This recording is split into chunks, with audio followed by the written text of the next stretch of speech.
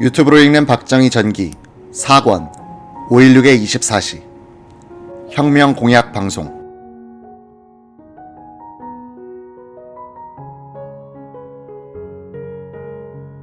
5월 16일 새벽 한강에서 총성이 울리자 신흥균 국방차관보는 단신으로 현장에 나타났다. 그는 김동화 예비역 해병소장을 만나 그의 지프를 타고 박정희가 있는 곳으로 갔다. 박정희가 혁명의 당위성을 설명하자 신흥균 예비역 중장은 혁명은 시기상조지 않소 라고 했다고 한다. 박정희는 쌀쌀하게 그 자리를 떠나면서 동행하는 한웅진 준장에게 시기상조래 처치해버릴까 하고 농담을 했다. 박정희는 한강 다리를 건너는데 시간이 많이 걸리자 작전 계획을 변경했다. 33사단 병력으로 남산의 중앙방송국 건물을 점령하기로 되어 있었는데 이 부대는 정보 누설로 출동이 늦어졌다. 박정희는 공수단으로 하여금 방송국을 점령하도록 시켰다. 해병대와 공수단은 한강 다리를 건너 용산으로 쏟아져 들어왔다. 용산역 전에서 해병대 선두부대는 맞은편에서 오는 육군단 포병단 병력과 만났다. 포병들은 6본을 점령한 뒤였다. 박정희 차는 6본으로 가지 않고 바로 남산으로 달렸다. 이날 새벽 중앙방송국 숙직실에서는 박종세 아나운서가 때 묻은 이불을 뒤집어 쓴 채 자고 있었다. 새벽 3시가 넘은 시각, 숙직하던 수위가 오더니 깨웠다. 아까부터 총소리가 들리는데요. 박종세와 수위가 옷을 갈아입고 계단을 내려가는데 올라오는 헌병 장교와 맞닥뜨렸다. 6본으로부터 방송국을 경비하라는 명령을 받고 배치된 헌병이었다. 김포 방면에서 일부 군인들이 반란을 일으켰는데 빨갱이인 듯합니다. 제1점령 목표가 방송국이라는 정보가 있어서 우리가 지키고 있습니다.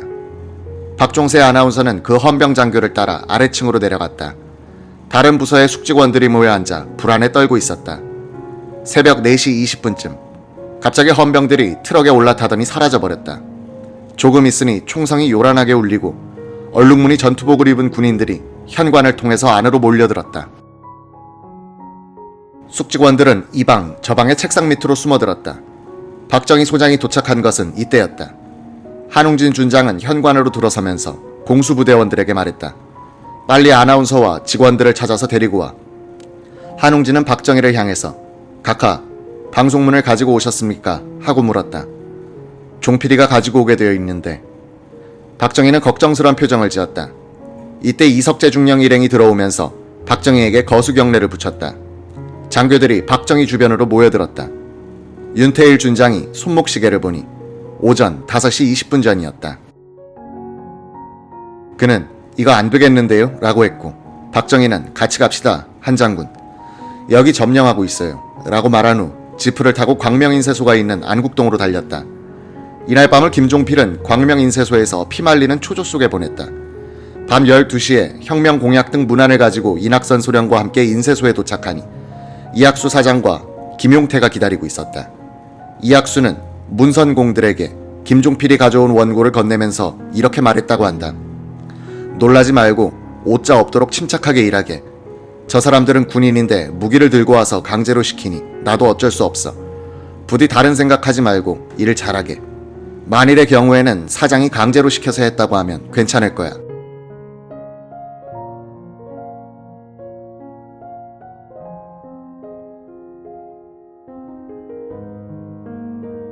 문안을 읽어본 문성공들은 안색이 창백해지면서 부들부들 떨기 시작했다. 이학수는 내가 모든 책임을 질 테니 걱정 말라고 달랬다. 김종필도 공장장을 불러 타일렀다. 무슨 일이 있으면 우리가 감금해놓고 권총으로 위협하면서 일을 시켰다고 말하시오. 모든 책임은 우리가 지는 걸. 공장장이 문안을 읽어보더니 갑자기 이런 말을 하는 것이었다. 올 것이 왔습니다. 합시다. 이 말을 들은 김종필은 이 일은 되는 일이구나 라고 생각했다고 한다. 김종필 전 총리는 최근 이렇게 말했다. 나는 2층에 올라가서 인쇄공을 감시하면서 한편으로는 바깥을 내려다보고 있었어요. 이날 밤은 무사히 넘어가는 줄 알았는데 새벽 2시쯤 문제가 생긴 거예요. 내가 내려다보니 순찰하던 경찰관 2명이 공장 문 앞에 서는 겁니다. 여태껏 야간 인쇄를 안 하다가 덜커덕거리니까 순경들이 이상하게 생각한 것 같아요. 무슨 말을 하는지는 모르겠는데 이 집은 밤에 인쇄하지는 않는데 라고 말하는 것 같았어요. 그러더니 한 사람이 문에 손을 대는 겁니다. 나는 권총을 빼들었습니다. 그러고는 속으로 간절히 빌었습니다. 제발 안으로 들어오지 말아라. 들어오면 내가 쏠 수밖에 없다. 제발 들어오지 말아라. 그 순간 문을 잡았던 순경이 손을 스르르 내리더니 발길을 돌리는 겁니다. 잔업하는 거겠지 라고 생각한 것 같았습니다. 얼마나 고마운지. 인쇄소에서 김종필은 육관구 사령부와 육본으로 전화를 걸어 상황을 알아보고 있었다. 박정희를 육관구로 떠나보낼 때 거사 비밀이 탄로난 것을 알고 있었으므로 그 뒷일이 걱정되지 않을 수 없었다. 새벽 2시까지는 그럭저럭 통화가 되었는데 그 뒤로는 장교들과 영 이어지지 않았다. 신당동 박정희 집으로 전화를 걸어도 받지 않으니 더욱 불안해졌다. 이학수 사장은 어떻게 된 일이요 하면서 같이 걱정을 했다. 김종필은 안심하고 기다려봅시다 라고 이야기할 수밖에 없었다. 새벽 3시를 넘어서 통금 중인 거리에서 차 소리가 들려왔다. 한 대가 아니고 여러 대의 차량들이 굴러가는 소리였다. 김종필이 뛰어나갔다.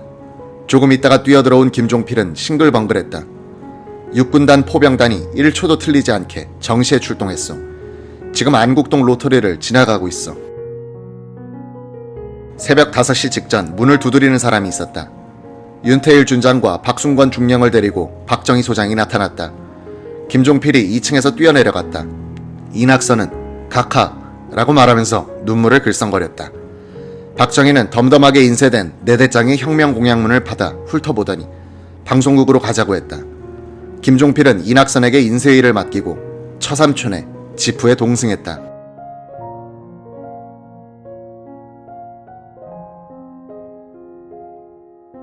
박정희는 혁명 공약 인쇄물을 들고 남산으로 달리는 차 중에서 김종필에게 처음으로 장도영 육군 참모총장에 대한 불만을 털어놓더라고 한다.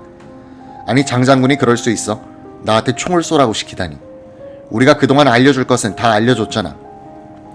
남산 KBS 방송국에 박정희가 도착했을 때 공수부대원들은 아나운서와 방송기술자들을 찾아다니고 있었다. 당직 아나운서인 박종세는 1층 보도계실로 피했다가 다시 텔레타이프실로 옮겨 웅크리고 있었다.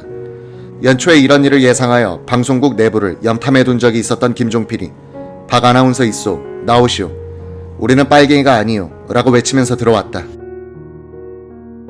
박종세가 김종필을 따라 바깥으로 나오니 별을 단 장성들이 여러 명 서 있었다. 키가 작고 바싹 마른 사람이 앞으로 나오더니 나 박정희라고 하오 라고 하며 손을 내밀었다. 이 바쁜 상황에서도 박정희는 박종세에게 군사혁명의 필연성에 대해서 간략한 설명을 한 뒤 혁명 공약이 적힌 전단을 건네줬다. 박정희 일행은 박종세를 앞세워 2층 주 방송실로 올라갔다. 박종세는 주위를 두리번거리더니 저 혼자서는 방송을 할 수가 없습니다 라고 했다. 거짓말 말어. 썩었구나 이놈도. 너 따윈 죽여버려야 돼. 한 공수단 장교가 철거덕 권총을 장전하면서 소리를 질렀다. 한웅진 준장이 자네 참아 라고 말리고는 지금 5명이나 되는데도 더 있어야 한단 말이오 라고 했다. 방송기계를 다룰 줄 아는 엔지니어가 보이지 않는다는 것이었다. 그 순간 공수단원들에게 이끌려 기술 직원들이 나타났다. 이윽고 주 조정실에 빨간불, 파란불이 들어오기 시작했다. 한웅진은 형님 직접 방송하십시오 라고 권했다. 한웅진은 간밤 차중에서 방송이라도 하고 죽읍시다 라고 농담을 했던 것이 생각났다. 박정희는 예의 그 개면쩍은 표정을 지으면서 가만히 있었다. 행진곡이 울리고 박종세가 읽기 시작했다.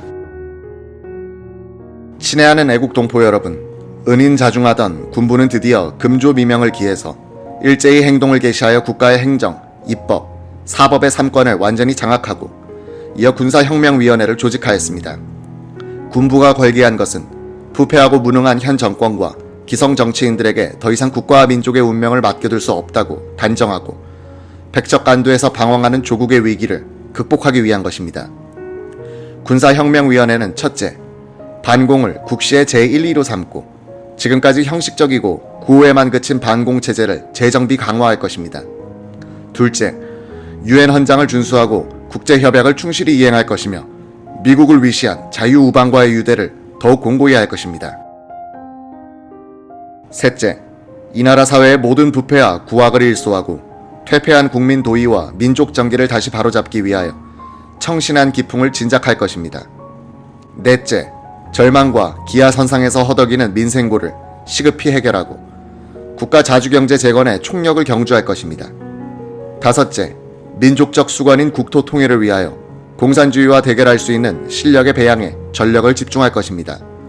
여섯째, 이와 같은 우리의 과업이 성취되면 참신하고도 양심적인 정치인들에게 언제든지 정권을 이양하고 우리들 본연의 임무에 복귀할 준비를 갖추겠습니다. 애국 동포 여러분, 여러분은 본 군사혁명위원회를 전폭적으로 신뢰하고 동요 없이 각인의 직장과 생업을 평상과 다름없이 유지하시기 바랍니다. 우리들의 조국은 이 순간부터 우리들의 희망에 의한 새롭고 힘찬 역사가 창조되어 가고 있습니다. 우리들의 조국은 우리들의 단결과 인내와 용기와 전진을 요구하고 있습니다. 대한민국 만세, 권기군 만세, 군사혁명위원회 의장, 육군 중장 장도영. 대한민국 성인 남녀들이 달달 외우게 되는 이 혁명 공약은 김종필이 초안을 잡고 박정희가 교회를 본 것이다. 이 문장엔 한 시대의 대명제 또는 유행어가 될 단어들이 들어있었다.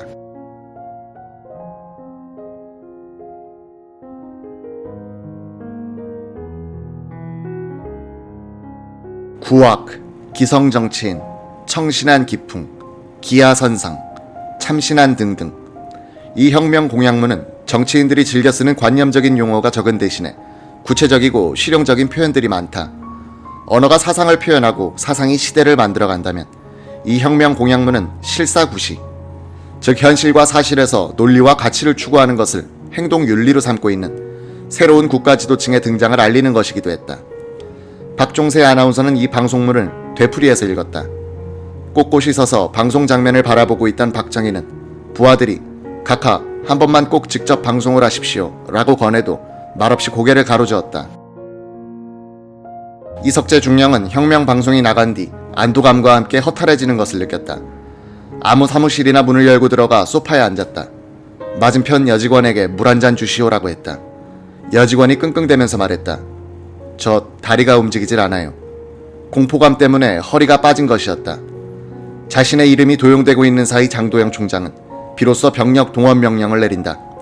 소공동에 있던 서울 방첩대 사무실에서 지휘를 하고 있던 그는 해병대와 공수단 병력이 한강 다리를 건너 시내로 진입하고 있다는 보고를 받자 수색 34단 이상국 준장에게 전화를 걸었다.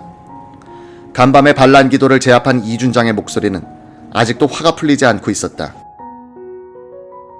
장도영은 지금 어느 정도의 병력을 출동시킬 수 있는가 하고 물었다. 1개 중대 정도는 되겠습니다. 장도영은 다른 장교를 시키면 또 반란군으로 돌변할지 모른다고 생각해서 사단장이 직접 지휘하여 서울로 들어와 시청을 경비하라고 지시했다. 전군을 통틀어 제2공화국을 수호하기 위해서 출동한 병력은 1개 중대가 유일했다.